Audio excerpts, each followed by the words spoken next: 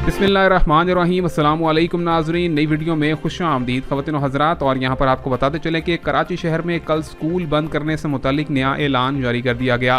ख़वातीन व हज़रात, यहाँ पर आपको बताएं कि महकमा मौसमियात ने कराची शहर में साइक्लोन अपडेट के हवाले से बताया है कि समुद्री तूफ़ान जो कि कराची की साहिली पट्टी से टकराने से चंद किलोमीटर दूर है, जिसकी बदौलत कराची शहर में शदीद तूफ़ानी बारिशों का नया सिलसिला देखा जाएगा।